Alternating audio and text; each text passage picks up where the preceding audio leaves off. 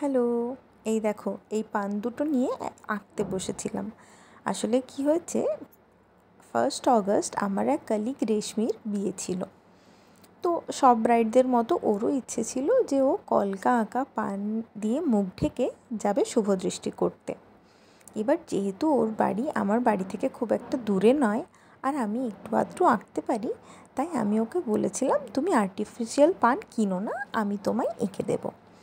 এবার সমস্যাটা হলো, যেদিন ওর বিয়ে সেদিন তো সকালে আমার অফিস, আর ওর তো সন্ধে লগ্নেই বিয়ে, তাই আঁকতে হয়েছিল আমাকে রাতের বেলা।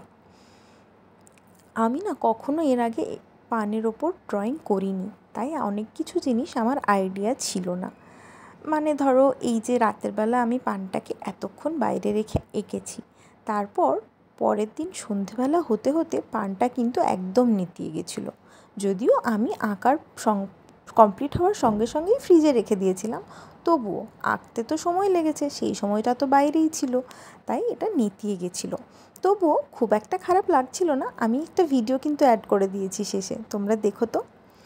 আর প্রথমে আমি ভেবেছিলাম যে সাদার সাথে একটু হলুদ রঙেরও টাচ রাখবো, কিন্তু পুরোটা কমপ্লিট হয়ে যাওয়ার পর আমার মনে হলো যে না, সাদাটাই বেশি সুন্দর লাগছে, আর হয়তো হলুদ দিলে খুব একটা ভালো লাগবে না, তাই এভাবেই পুরোটা কমপ্লিট করেছিলাম। তোমরা জানিও তো কেমন করেছি আমি। আর এই দেখো কি মিষ্টি লাগছিল ওকে দেখতে। একটা ছবিও অ্যাড করে দিয়েছি, এই দেখো। টাটা।